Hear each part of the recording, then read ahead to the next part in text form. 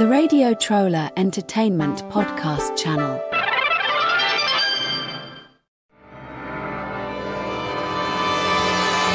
The music is reversible.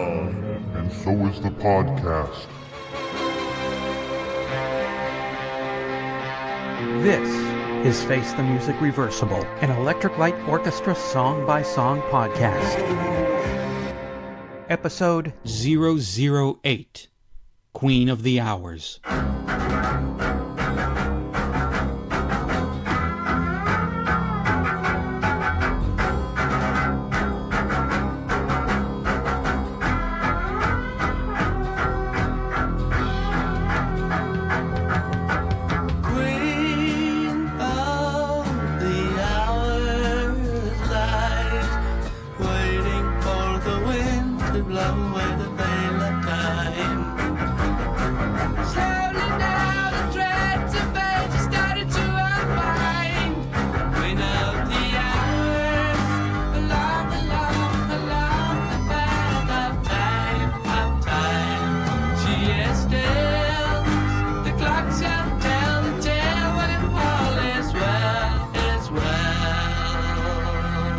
What's that song all about?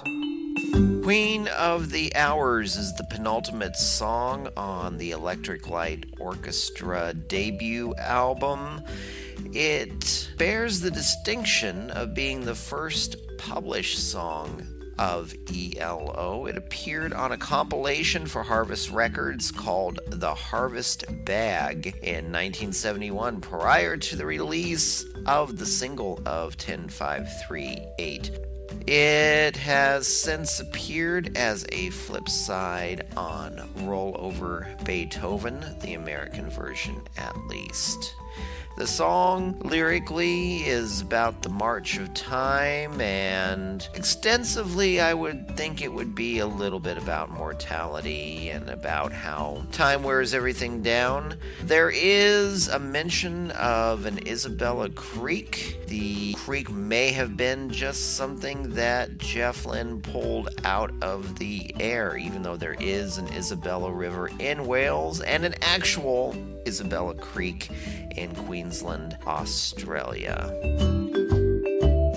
I'm Eric Paul Johnson. And I'm Eric Winsenson. And again, with the cellos, I'd hope that we had advanced beyond the cello overkill, which, by the way, was the name of my favorite cello-based thrash metal band, Cello Overkill.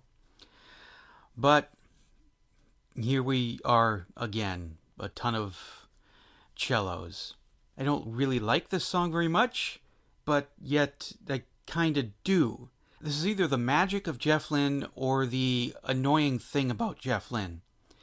That a song with a bad execution that I really don't like listening to also has like a tune or a melody or whatever that is kind of like, I kind of like that. But I hate this song. But I kind of like that. So it's one of those annoying things. Well, you just made me think of Jello Overkill, which was an event on Friday nights back when I was in college. But anyway. Probably a completely different thing. Yes, this particular song, I must have been thinking of a different song that was going through my head, because, yeah, I kind of feel the same way. I feel the cellos kind of work in this because it does have that martial beat type of feel, or that March of Time type of thing going on there, but yeah.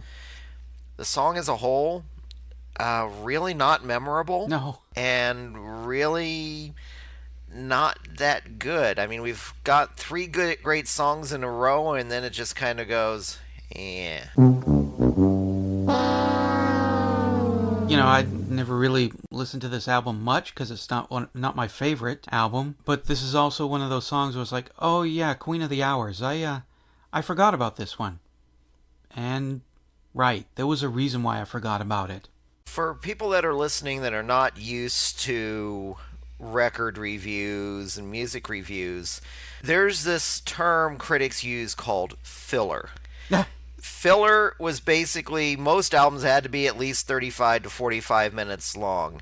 It's worse these days when people try to actually fill up a CD with 75 minutes worth of music when they've got an EP's worth of good stuff.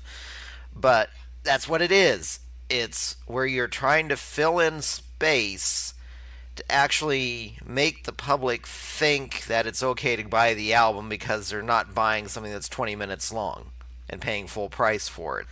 Occasionally filler is good. Black Sabbath's the song Paranoid, one of the most famous songs, was actually a filler song, but it turned out to be great. This, it's just there. You would think Battle of Marston Moor would be considered filler, but obviously Roy Wood was putting some thought behind that and trying to do something with it. But this, it's, we need another album to fill out the song. Grab the cello. Yep. And overdub it 100 times. Exactly. Yeah, to elaborate even further on the forgetfulness of the song, every time I see the title, I think, well, this is sort of like a shorter version, kind of in the style of Battle in Marston Moor. And then I hear it's like, oh no, it's not like that. But it's still, it's not. I don't like the song, yet I like the tune. If we could just yoink the tune from it, make a better song out of it, get rid of that overabundance of cello overdubbing and crunching, you probably have a not so bad song.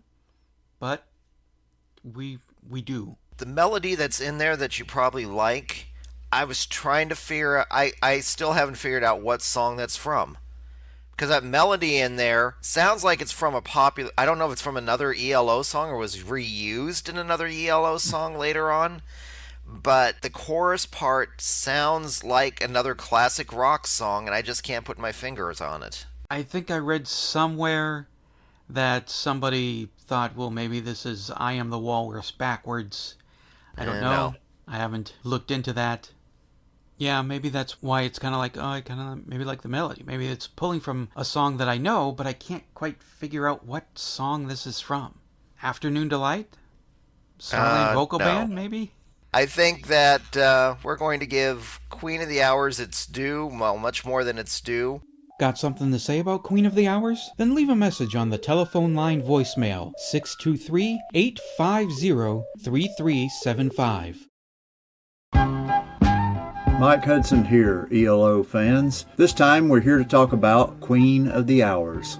I absolutely love this song. I almost think it's my favorite track from the album, but 10538 is such a strong song that I really can't decide between the two. But to me, these two songs are probably the best of the lot. Let me start off by saying this song really evokes a medieval or Elizabethan feeling. It always makes me think of a scene such as Robin Hood and his merry men sitting around a campfire singing and drinking after a day of robbing the rich to give to the poor. For all the people who continually throw down on Jeff's lyrics, you really need to listen to the lyrics of this song. They're fantastic. I'm not completely sure exactly what Jeff's talking about in the song, but the imagery is amazing. It's a lot like listening to songs by Yes. I'm not even sure if John Anderson knows what his lyrics are about most of the time, but they sound so damn cool and they evoke images rather than just being literal statements, and Queen of the Hours is very much like that. To me, those are the best kind of lyrics because it leaves it up to the listener's imagination to decide what it's about. And what you get out of it might be completely different from what I get out of it. You might have 1,000 fans all give 1,000 different interpretations, but in any event, the lyrics are great. And Jeff's voice is just 1,000,000% on this song. He's sounding very British on this one, but that would change a few albums later when he starts sounding a lot more American. That's not a bad thing, as a lot of British bands did the same thing as their careers evolved. All the members listed on the album, with the exception of Bill Hunt, get playing time on this song. Obviously, it's Jeff singing, and he's also playing acoustic guitar that you can hear over in the left channel. It's kind of understated, but it's there. I don't know if Jeff's playing anything else or not. I do hear some bass guitar in the song, but that could be Jeff or Roy, either one playing. Roy is obviously playing multi-track sawing cellos throughout the song. Thank God there are no Roy woodwinds on this one. A little of those go a long long way. But we do get some very medieval, folky sounding violin from Steve Woolham, and of course Mr. Bevan on the drums and percussion. I think it's a very well thought out and arranged song, and it definitely doesn't wear out its welcome, as it doesn't even hit the 3.5 minute mark. It runs about 3 minutes and 21 seconds depending on what version of the album, CD, or whatever you have. Again, this is another track that really embodies the concept of an electric light orchestra. That's about all I have on this one, so I'll talk to you later. Mike Hudson, out.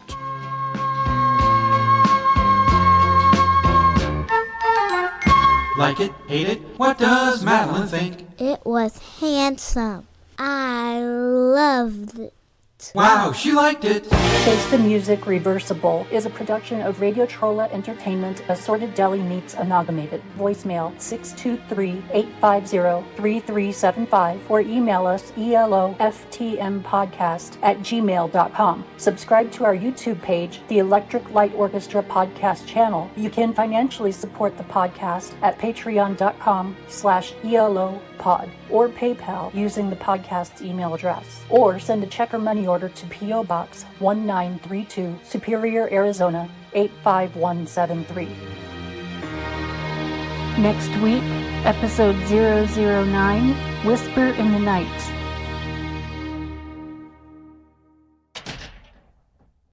REPC, the Radio Trolla Entertainment Podcast channel.